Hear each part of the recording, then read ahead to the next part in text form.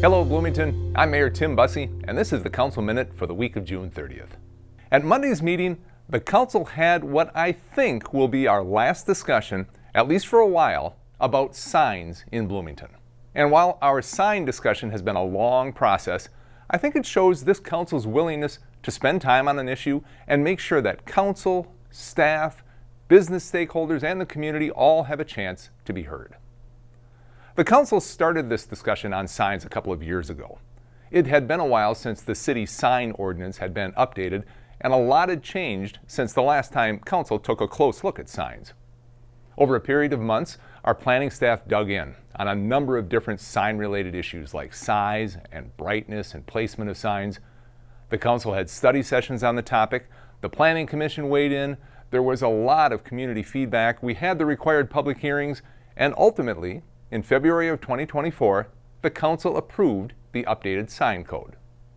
But when it was approved, Council asked staff to report back in a year and let us know how things were going, and if there were any items that might need additional consideration.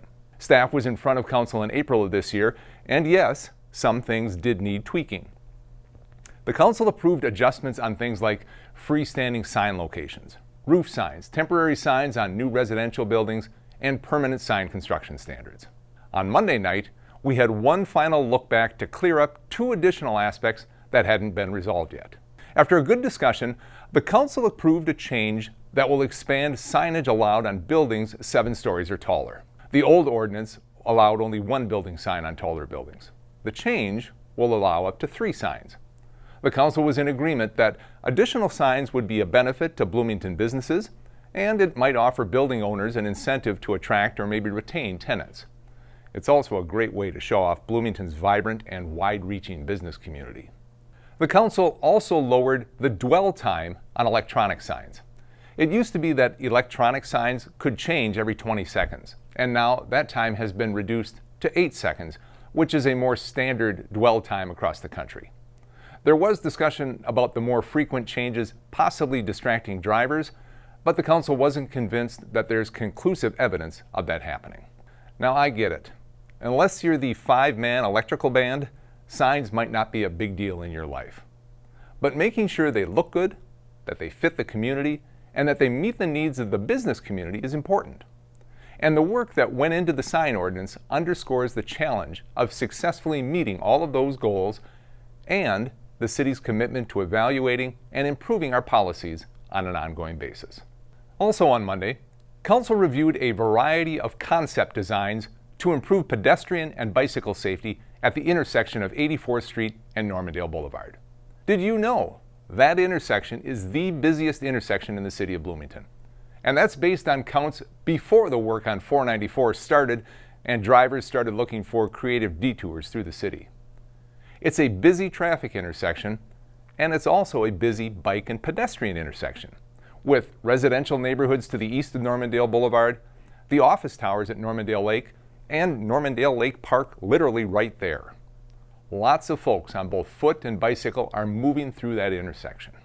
Now, crash data shows that this isn't a particularly dangerous intersection, but given the pedestrian and the traffic volumes, safety improvements seem prudent.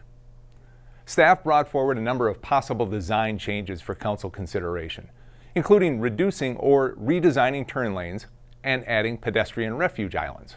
Staff also recommended ending consideration of a long-discussed pedestrian bridge over the intersection, citing the $5 million price tag, complexity of construction due to the lake and the wetlands nearby, and concerns about whether people would actually use it due to the longer travel distances.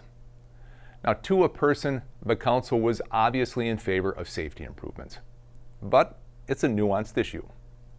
Redesigning the intersection for improved pedestrian and bicycle safety could mean longer wait times for vehicles to get through the intersection at peak times.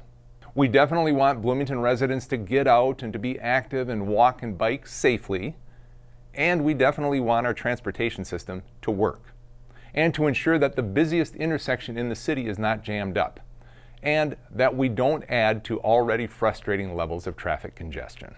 Next steps include staff taking Council feedback and continuing to refine possible designs, and working with our partners at Hennepin County on pedestrian and bicycle safety funding to help support the project.